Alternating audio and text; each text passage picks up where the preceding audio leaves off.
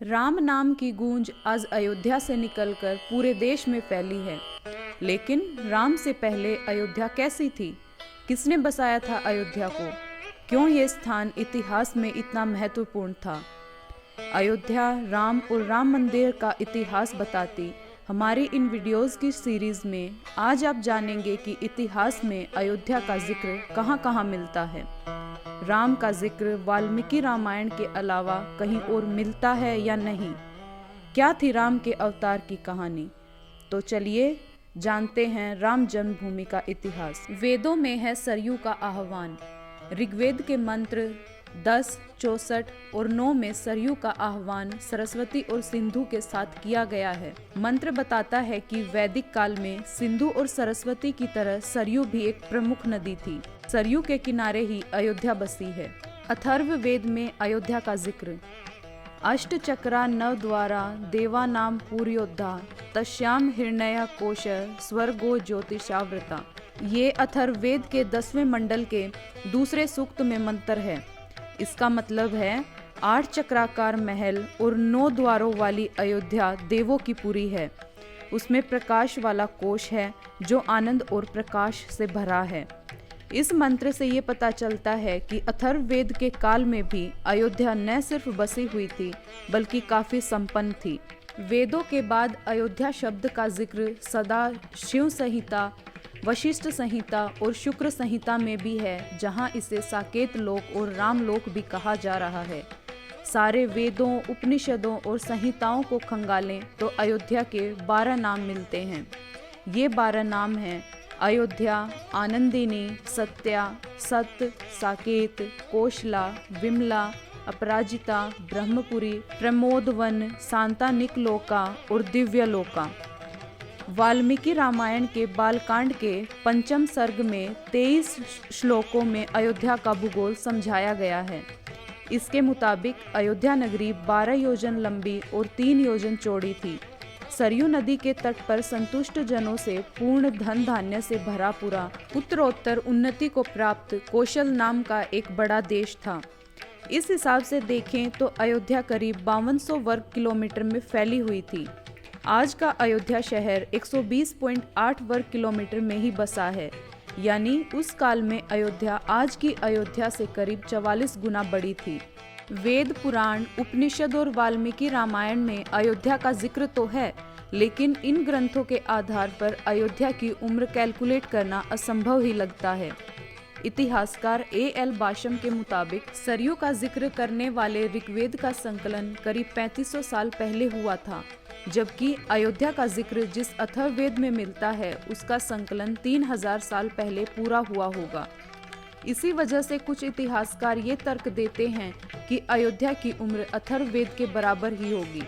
Doctor याकोबी McDonald के से लेकर मोनियर विलियम जैसे इतिहासकार भी मानते हैं कि राम का जन्म आज से 2500 से 3000 साल पहले हुआ था।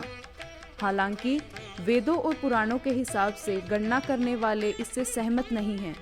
ऐसा माना जाता है कि वेदों का अस्तित्व उनके संकलन से बहुत पहले से है और ये श्रुति परंपरा में चल रहे थे, यानी इन्हें लिखने के बजाय बोलकर अगली पीढ़ी को सिखाया जाता था। अथर्ववेद के संकलन से बहुत पहले से ही अयोध्या का जिक्र श्रुति परंपरा में था और इस हिसाब से उसका अस्तित्व भी इससे काफी पहले से था। उज्जैन के विक्रम विश्वविद्यालय के कुलपति B.K. शर्मा कहते हैं कि राम का जन्म त्रेता युग की शुरुआत में हुआ था। हर युग के समय को जोड़ें, राम का जन्म आज से करीब 8.70 लाख साल पहले हुआ होगा। पहली बार अलेक्जेंडर कनिंघम ने 1862 और 1863 में अयोध्या का आर्कियोलॉजिकल सर्वे किया था। ये सर्वेक्षण बौद्ध स्मारकों का पता लगाने के लिए किया गया था। ये अयोध्या को लेकर इतिहास का पहला दस्तावेज माना जाता है। इस सर्वे के दौरान कनिंघम को धनन और विशाख लेख वाले सिक्के मिले थे। बौद्ध साहित्य के मुताबिक भगवान बुद्ध के काल में अयोध्या को विशाखा कहा जाता था। ये सिक्के इतना तो बताते हैं कि भगवान बुद्ध के समय में अयोध्या एक संपन्न शहर था, लेकिन इससे पहले के इतिहास का कोई जिक्र नहीं मिलता है। ब्रिटिश इतिहासकार जॉन की अपनी किताब में 2 रास्तों का जिक्र करते हैं, उत्तर पथ और दक्षिण पथ। उत्तर पथ गांधार से शुरू होकर मथुरा से होते हुए आज के बांग्लादेश में ताम्रलिप्ति तक फैला हुआ था। वहीं दक्षिण पथ श्रावस्ती से शुरू होकर चित्रकूट से होते हुए प्रतिष्ठान तक जाता था। ये दोनों रूट माइग्रेशन और ट्रेड के सबसे बड़े रास्ते थे। ये दोनों रास्ते एक दूसरे को जहाँ पर काटते हैं वहीं अयोध्या बसी थी।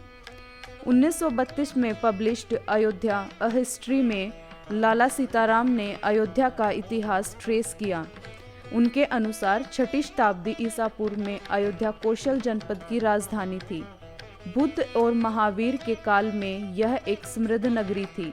मुख्य कौशल में 3 बड़े नगर थे, अयोध्या, साकेत और श्रावस्ती। कुछ जगहों पर अयोध्या को साकेत भी कहा गया है। पाली भाषा के प्रोफेसर रीस डेविड्स मानते हैं कि बौद्ध काल में अयोध्या और साकेत 2 अलग अलग शहर थे। हो सकता है कि ये दोनों ट्विन सिटीज हों, जैसे आज के अहमदाबाद और गांधीनगर। स्कंद पुराण में राम अवतार की कहानी है। शिव से अजेय होने पर वरदान प्राप्त करने के बाद रावण ने देवताओं को सताना शुरू कर दिया। सभी देवता नंदी के पास मदद के लिए पहुंचे। नंदी पहले ही रावण को श्राप दे चुका था कि जब कोई तपस्वी और उसका वानर सेनापति लंका आएगा तो रावण का वध होना तय है। देवताओं ने ये बात विष्णु को बताई। उनके कहने पर देवताओं ने वानर अवतार लिया, नंदी ने हनुमान अवतार लिया और विष्णु ने खुद राम अवतार लिया। अयोध्या सूर्यवंशी राजाओं की राजधानी थी। ये भारतीय इतिहास का सबसे लंबा राजवंश माना जाता है। वंशावली में इस कुल के 123 राजाओं का जिक्र मिलता है। इनमें से 93 ने महाभारत से पहले और 30 ने महाभारत के बाद राज किया। पुराणों के मुताबिक अयोध्या के पहले 11 सूर्यवंशी राजा थे। दशरथ 63वें और राम 64वें राजा हुए। वेदों में सिर्फ इस कुल के 21वें राजा मानधाता का जिक्र मिलता है। 14 सालों का वनवास पूरा कर राम अयोध्या लौटे और फिर वहां राम राज्य आ गया। लेकिन अयोध्या में ये राम राज्य हमेशा नहीं रहा। इतिहास बताता है कि अयोध्या में राज और राजा बदलते रहे और इसके साथ ही यहाँ के मंदिरों का हाल भी सुधरता और बिगड़ता रहा। रामराज के बाद अयोध्या का हाल कैसे बिगड़ा और क्या रहा? आखिर राम मंदिर को तोड़कर मस्जिद किसने और कब बनाई? इन सभी सवालों के जवाब के लिए राम जन्मभूमि का इतिहास एपिसोड 2 देखना ना भूलें। और अगर वीडियो अच्छी लगी हो तो वीडियो को शेयर और चैनल को सब्सक्राइब ज़रूर करें।